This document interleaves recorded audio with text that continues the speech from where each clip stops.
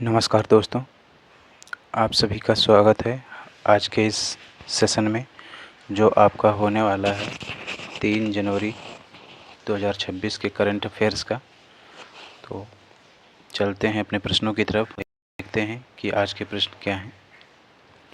प्रश्न नंबर 1, हाल ही में बुल्गारिया ने 1 जनवरी 2026 से यूरो को अपनी आधिकारिक मुद्रा के रूप में अपनाया है। इस संदर्भ में निम्नलिखित कथनों पर विचार कीजिए। नंबर 1, बुल्गारिया यूरोपीय संघ में शामिल होने के लिए लगभग 20 साल बाद यूरो अपनाने वाला 21वां देश बना है। नंबर 2, यूरो अपनाने वाला 20वां देश क्रोएशिया है। नंबर 3, बुल्गारिया की राजधानी सोफिया है। उपरोक्त में से कौन सा या से कथन सत्य हैं? केवल 1 और 2, केवल 2 और 3, केवल 3 और 1 और 3, और नंबर डी 1, 2 और 3 सभी। तो आपका सही आंसर क्या हो जाएगा? आपका सही आंसर हो जाएगा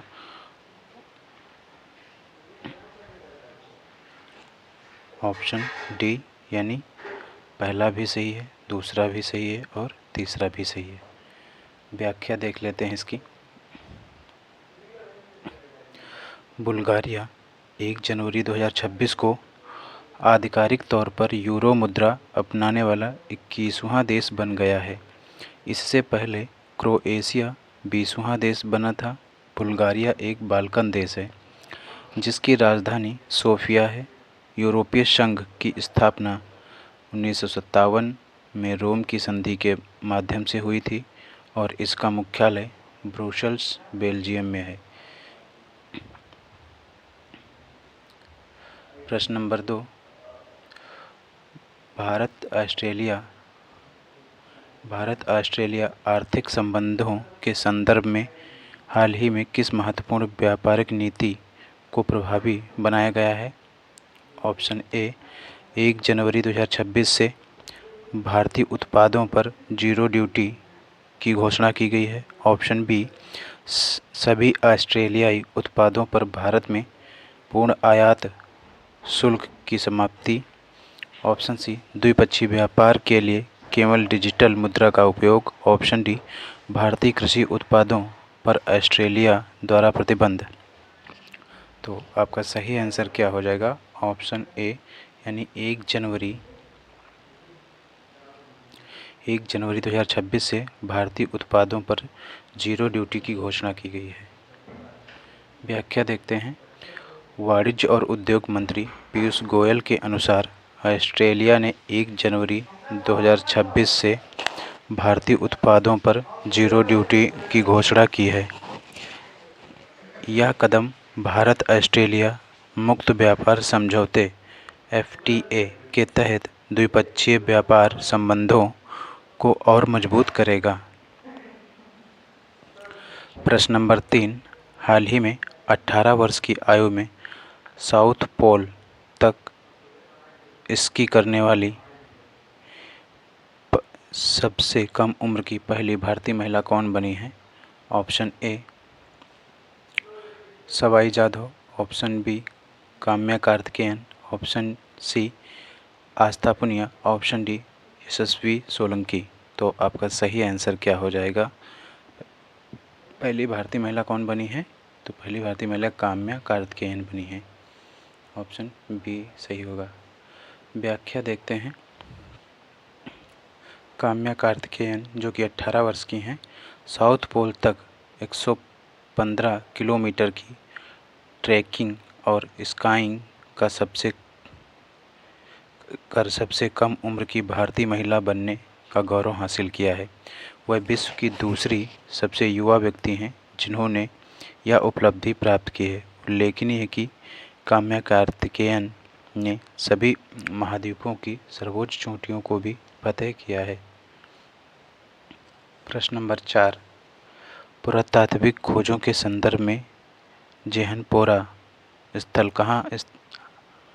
स्थल जहां हाल ही में 2000 साल प्राचीन बौद्ध स्तूप मिले हैं, किस राज्य या केंद्र शासित प्रदेश में है? Option A Ladakh, option B Himachal Pradesh, option C Jammu Kashmir, option D Uttarakhand. तो आपका सही आंसर हो जाएगा ऑप्शन सी यानी जम्मू कश्मीर के। जम्मू कश्मीर में कहाँ के? बारामूला में, बारामूला में मिले हैं। जम्मू कश्मीर के बारामूला ज़िले के जेहनपोरा गांव में टीलों की खुदाई के दौरान 2000 साल प्राचीन बौद्ध स्तूप और शहरी प्रकार की बस्तियों के प्रमाण मिले हैं। यह स्थल झेलम नदी के पास स्थित है। ऐतिहासिक रूप से कश्मीर कनिष्क यानी कुषाण वंश के शासक कनिष्क प्रथम के समय चौथी बौद्ध संगति का केंद्र भी रहा था। प्रश्न नंबर 5, भौगोलिक घटनाओं की दृष्टि से चर्चा में रहा बेंजिमियानी ज्वालामुखी हाल ही में 69 साल बाद सक्रिय हुआ है। यह कहाँ स्थित है? ऑप्शन ए जापान में, ऑप्शन बी इटली में, ऑप्शन सी रूस में या फिर ऑप्शन डी आइसलैंड में। तो आपका सही आंसर हो जाएगा ऑप्शन सी यानी कहाँ? रूस में जो है स्थित है ज्वालामुखी। रूस के कमचटका प्रायद्वीप पर स्थित बेंजिमियानी ज्वालामुखी में 69 वर्षों के बाद भारी विस्फोट हुआ है। इस विस्फोट के कारण आसमान में लगभग 32,800 फीट की ऊंचाई तक राख का गुब्बार देखा गया है।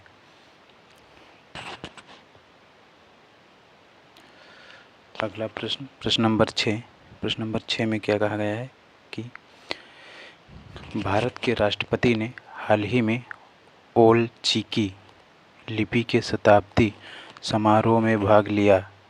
इस लिपि का संबंध किस भाषा से है?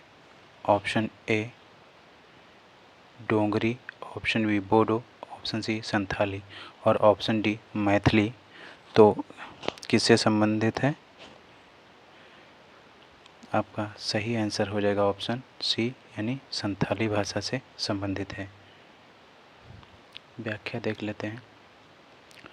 राष्ट्रपति द्रौपदी मुर्मू ने झारखंड के जमशेदपुर, जहाँ पे जिसे स्टील सिटी के नाम से जाना जाता है, में संथाली भाषा की लिपि ओल चिकी के शताब्दी समारोह में भाग लिया। इस लिपि के संस्थापक पंडित रघुनाथ मुर्मू थे, जिन्होंने 1925 में इसकी खोज की थी। संथाली भाषा को 92वें संविधान संशोधन 2003 के द्वारा संविधान की 8वीं अनुसूची में जोड़ा गया था। प्रश्न नंबर 7, हाल ही में सऊदी अरब द्वारा की गई बमबारी के कारण चर्चा में रहा मुकल्ला बंदरगाह किस देश में स्थित है?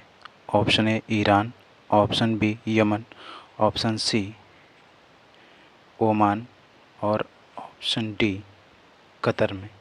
तो कहाँ स्थित है मुकल्ला बंदरगाह? कहाँ स्थित है?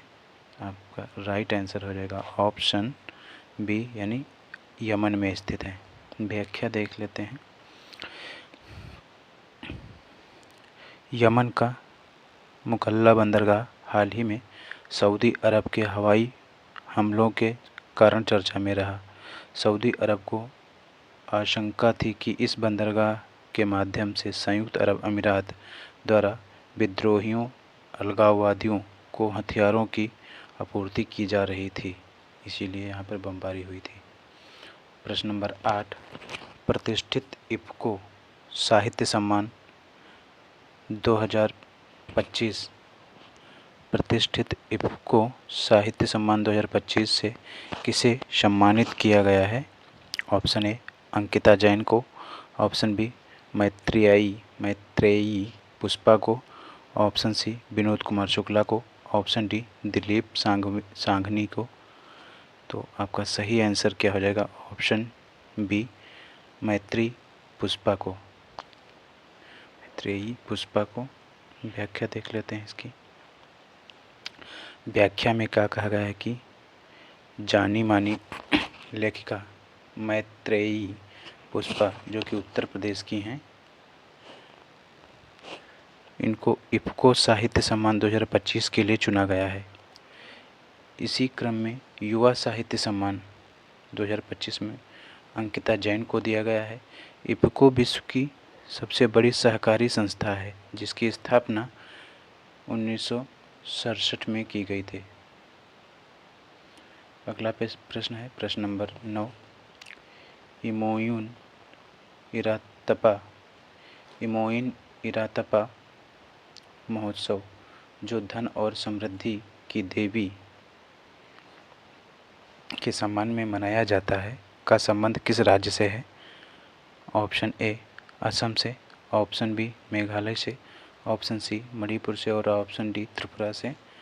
तो इसका सही आंसर क्या हो जाएगा, कहाँ से संबंधित है? तो ये मणिपुर राज्य का त्यौहार है। व्याख्या देख लेते हैं। मणिपुर में मैतेई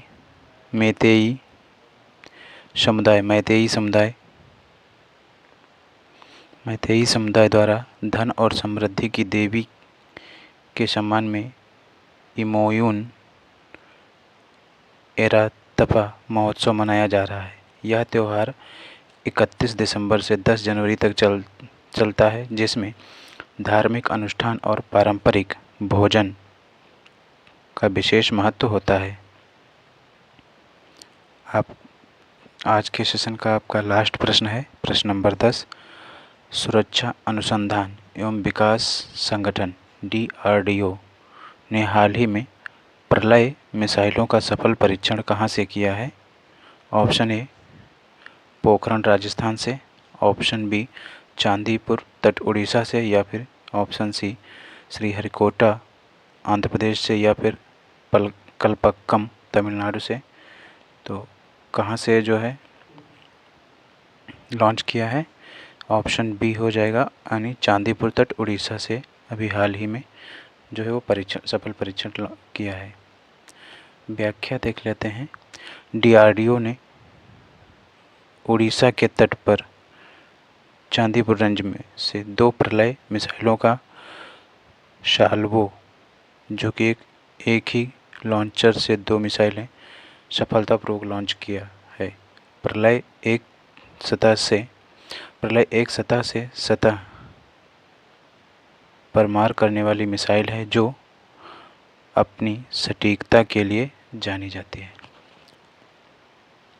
तो आज के लिए बस इतने ही प्रश्न थे, बाकी हम मिलेंगे अगले नेक्स्ट वीडियो में और प्रश्नों के साथ।